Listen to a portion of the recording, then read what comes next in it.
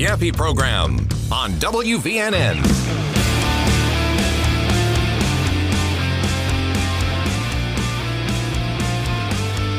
All right, this is my op-ed at YellowHammerNews.com. Apparently it's crazy, insane, whatever. I think it's just a good idea. No one else was talking about it either. I'm the only one who brought this up. But I wrote this at YellowHammerNews.com, my op-ed. Now President Trump can nominate Steve Marshall to be the next U.S. Attorney General. I'll tell you more about why I think that's a good idea in just a moment. You can tell me as well what you think. We have our Yaffee text line, 866-494-9866, 866-494-WVNN. As you know, Steve Marshall lost the Senate race, didn't make the runoff, so he's free. What can I say? So we'll talk more about that here on the Yaffee program. News Talk 770 AM, 92.5 FM, WVNN. Joining me on the show right now, he joins me every Friday at this time, is the legendary Will Hampson. He's the official D.C. insider of the Yaffee program. Will, how are you, sir? Yaffee, doing great. Trying to survive all this rain here in North Alabama, but otherwise doing well. Yeah, I mean, trying to survive it, but we needed it. I could literally hear my grass screaming for it in my yard. So, I think that's how you know you're old, when you start saying that we needed the rain. So that's good that you're finally to that stage. I just hit 40. I'm old. It is true. I go out, like a typical dad. I look at the yard. I have my hands, on my sides. I yell at kids to get off my lawn, all that stuff. Yeah, that's a good point. Anyway, Yaffee is you'll feel it in your knee when it's going to rain. Yeah, that's true. So what do you think about my idea? Is it really that crazy that Steve Marshall maybe could be the guy that Trump appoints as the next U.S. Attorney General? Yes, I think it's a little crazy. I like the idea, but look, here's the fact of the matter, Yaffee, and I want to qualify this by saying I think that Steve Marshall has done a fantastic job as the Attorney General of the state of Alabama. All these things. I like him a lot. I don't think his stock has ever been lower than it is right now after the Senate race that he ran. He obviously got, let's just call it what it is, pretty embarrassed here. I mean, he was a guy that was polling pretty far ahead when he hopped into the race and obviously ended up coming in third place, missed the runoff. All of Washington pretty much unanimously lined up against his opponents. He really didn't have any institutional support outside of, some different local groups in the state of Alabama. I think he would have to really, really kind of reinvent himself in these next couple months. Now, the good news is, again, he's done a great job as Attorney General. He's shown that he's very, very good at the job he has, and he still has, 7-8 months left of being able to do the job and showing people and reminding people that he is really good in this position. But frankly, Yaffee, I think he really needs a big reset right now after how poor of a performance he had in this Senate race. So is it possible? Maybe. Would he do a good job? Absolutely, I think he would. But he's got to rehabilitate that image a little bit right now. Okay, so you're not necessarily disagreeing with me that he would do a good job. You're just saying it's not going to happen. That it's very unlikely Trump would actually pick him. Absolutely. I think the other fact of the matter, Yaffee, is that Todd Blanche has done a very, very good job. He's been incredibly aggressive. He's going after, I think, all of the right people. So I also don't necessarily believe that there is a need to move on from him right now, as long as he continues to do a good job, albeit as acting Attorney General. Obviously has not been Senate confirmed, but I think the fact that Todd Blanche is doing such a fantastic job obviously takes away a little bit of necessity to find a more permanent fix, at least for the time being. So, well, that's kind of my next question. Do you think Trump will just nominate him, Todd Blanche? I think there are some limitations, obviously. The president loved in the end of his first term just kind of going with acting cabinet secretaries. He did it at DHS with Chad Wolf. He did it across a number of different agencies. And so the president really likes, obviously not feeling the need to go in and get Senate approval. Now, obviously that limits both in time and ability what an acting secretary is able to do versus a Senate confirmed secretary. So I do think that eventually Todd Blanche will get the chance to be confirmed by the Senate. But I think he's earned that. I think he's done a fantastic job. He's shown himself to be a very good fighter. And more importantly, he's gotten some serious wins. I mean, he's gotten some indictments against some really bad people. He's doing some investigations that seem to be coming up with some results. And so, again, I think if you were to ask the president, and we know things can change, Yaffee, and they often do very quickly in Trump world. But I think at least right now, people are pretty happy with Todd Blanche, and I would assume that the president is as well. Well, yeah, I tend to agree. I actually really like Todd Blanche. Even when Pam Bondi was in there, I would hear Todd Blanche. I'm like, he seems to be much better at the job than she was. But there is fear right now over this anti-weaponization fund, and Todd Blanche was at the forefront of that. Now, I think most of the blame's going to the president for it, but that has kind of been something that has garnered criticism, not just from Democrats, but Republicans as well.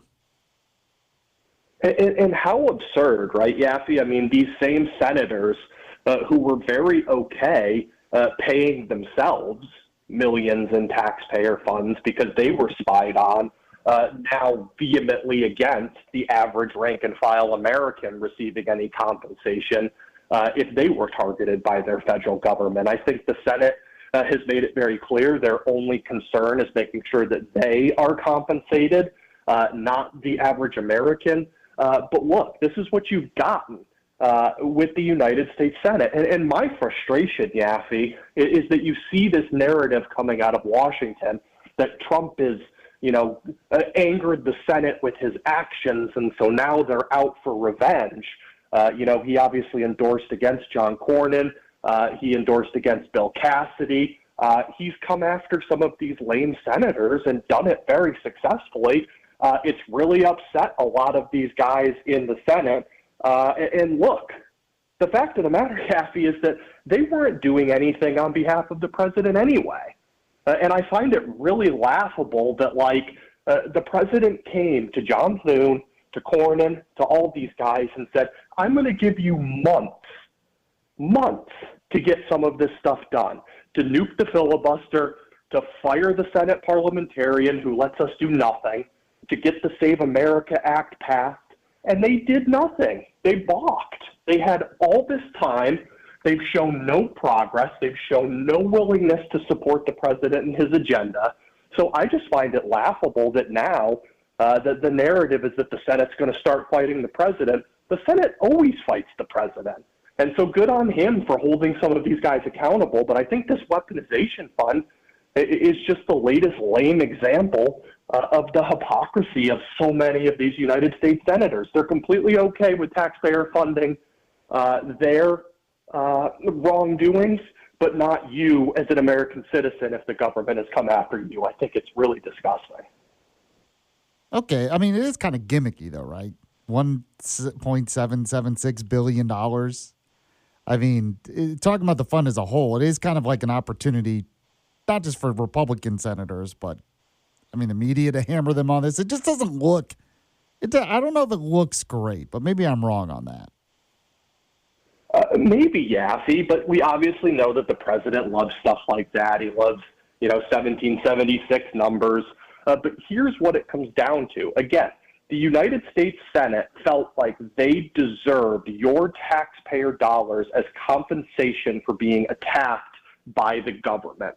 Okay, I'm okay with that in theory, but you can't come back and say that average rank-and-file American is not able to go after the government for being targeted. If you want to punish the government when it oversteps and attacks American citizens, then you should be okay with everyone having that same right. The hypocrisy of the Senate, that they're the only ones who've been so aggrieved who get to have a pathway to reconciling that. And this isn't a handout. This isn't. This is something where if you come forward and are able to prove that the government of the United States, which was set up to protect you and your rights, actually did the opposite, then you have some sort of way to reconcile that. I think the average American is completely okay with that. I think the average American would say, yeah, if my government comes after me and doesn't protect me, and in fact infringes upon my rights as a free citizen of this country, should there be some sort of way for me to be made whole? I think most Americans would go, absolutely, I love this idea. Yeah, it's one of those things where I think the devil's in the details. I think there are even some decent senators who they don't necessarily hate the idea, they just hate how this is being put together. They want to make sure, that the money's actually going to go to the right people, like you said, that deserves it. But we'll have to see what happens. I do want to get back real quick because you were talking about Steve Marshall. What do you think it was that he made him go into third place? I mean, I didn't think he ran a bad campaign or anything like that, but what do you think? Yaffee, obviously Washington has a big impact on our elections. We understand this. We know this. You can't be out there with no support, particularly with no financial support. And I think that Steve Marshall started to see that those individuals that had some institutional support performed well. Now, look, here's another thing, and I don't know if a lot of people are aware of this, but Steve Marshall, and I don't know that they were with him the whole campaign, but I do know that some of his consultants who started out on his campaign, one of them tried to help orchestrate the hostile takeover at the RNC of delegates in 2016 to stop the president. Another one, I believe, was fired from the National Security Council, the NSC, by the president for being disloyal to him and his agenda. Those were the people that, from what I've heard, now don't take this as gospel, but from what I've heard, those were people that were associated with Steve Marshall and his campaign. And I think it's really tough to navigate Washington when you're surrounded by people who hate the president and frankly don't have the ability to maneuver Trump world and maneuver some of those relationships. And so I think it was always going to be an uphill battle for him. But again, I think he's a really good guy who's done a really good job. I just think he obviously made some mistakes in his campaign.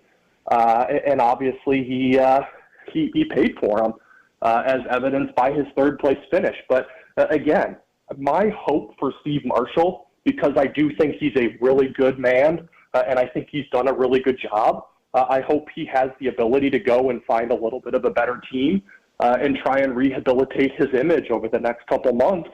And I think he will absolutely have a future if he's able to do that. But as of right now, he's got some work to do for sure.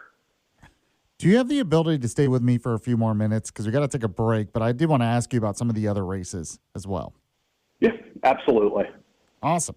Speaking with the legendary Will Hampson, the official DC insider of the show, we're going to do sort of more of our election autopsy in a moment. We'll get your reaction as well on the Yaffee text line, 866-494-9866, 866-494-WVNN. We'll be back in a moment on the Yaffee program. It's the Yaffee program on WVNN. The Hammer Alley Podcast, an 80s flashback mockumentary. Back in the 80s, there were 1,000 bands trying to make it in the world of rock, but there was one band that had it all, Hammer Alley. Whatever happened to Hammer Alley? How did they go from Top of the Rock? I'm looking for a music video. They're a band from 1987, Hammer Alley. Ever heard of them? To rock bottom. Dude, I was born in 1987. Oh. I can't believe he's doing this. Hammer Alley. Follow and listen on your favorite platform.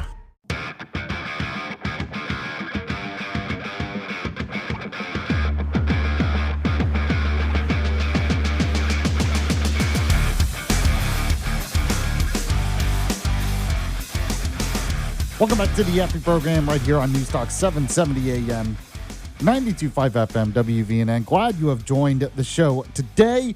Don't forget to like the Yaffee Facebook page. Follow me on X at Yaffee or Instagram at Yaffee Live. I'm sure your social media needs a voice of reason every now and then. I'm sure. So get it. Continuing our conversation right now with the legendary Will Hampson, the official DC insider of the Yaffee program, kind of doing our own little election autopsy of this Republican primary election that just occurred in Alabama, also occurred in some other states as well. When you talked about the Senate race, Will, I'm guessing you pretty much figured that Barry Moore is going to be the nominee, that Jared Hudson, did pretty well, but he would have to get pretty much all of Steve Marshall's support, right, to be able to beat Barry Moore. And I don't think that's going to happen.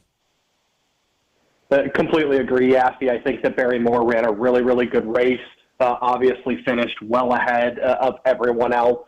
I think they're going to take nothing for granted. I think he's going to work really hard, and I think that he's going to end up being our senator-elect in 4 weeks. So any of the other races, like catch your eye, you have the lieutenant governor's race, John Wall overperformed. I thought it was a chance he was going to win, but the polls had him losing in some of those polls going up to this election, and he wins by a decent margin. It still goes to a runoff, but he did win.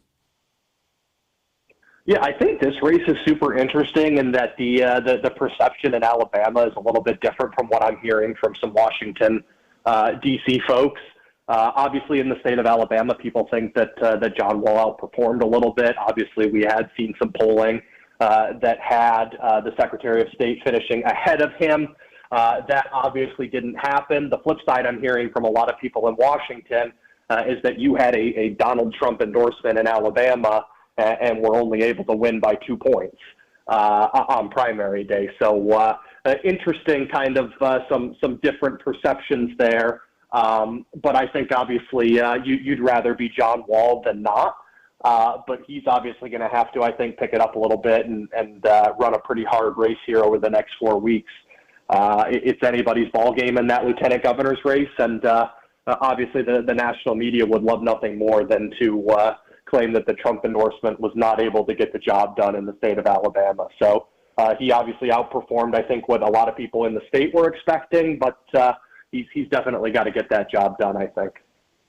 What do you think made the difference here? To me, it seemed like he didn't really spend a lot of money until leading up to it. Like, I saw most of the ads and stuff for him, like, the week before, where West Allen kind of came out punching immediately. But what do you think? Yeah, I think it's a combination of things. Obviously, having one statewide West Allen, I would assume, I haven't seen any polling or anything to indicate this, but would assume that his name ID was a little bit higher. A lot of built-in advantages when you've run and won statewide previously. So obviously, I think people are happy with the job that West Allen's done as Secretary of State. And to your point, I think that John Wall was a little bit late getting in the game. He obviously qualified and got into the race at the very last minute. So a lot of factors, I think, kind of play into this. But I definitely think that John Wall is the favorite to get it done here. But definitely not a done deal. And again, I think the perception that you were given a Trump endorsement out of the gate and still were not really able to separate yourself has some people at least kind of cautiously watching this race from Washington for sure. Any other election you were looking at? We had an attorney general, real quick, not too surprising, I guess, but what do you think? Yeah, not super surprised there. I think one thing I was really surprised to see is that Katie Britt obviously went all in for Rhett Marcus in Alabama 1, and he was pretty easily crushed by Jerry Carl. Now, obviously, we know that the districts are being redrawn, that is not going to be the final there, but that was a pretty interesting result there for our soon-to-be senior senator putting all her weight in, and Marcus did not perform super well. So will be interesting to see how that turns out down there, and if someone else decides they want to get in. Oh, that's interesting. Yeah, that's a really good point, and it looks like Marks is going to go to a different district, I guess, than Jerry Carl because of the redraw and everything. The legendary Will Hampson, thanks, man. Talk to you again soon. Thanks, Yaffee. All right, got What's Trending coming up next. The Yaffee program Rewind at the end of the show. Back in a moment. You're listening to Yaffee on WVNN. My name is Megan Klingenberg. I was a professional soccer player for over 10 years, and like most players, I gotta be honest, I have some baggage when it comes to referees.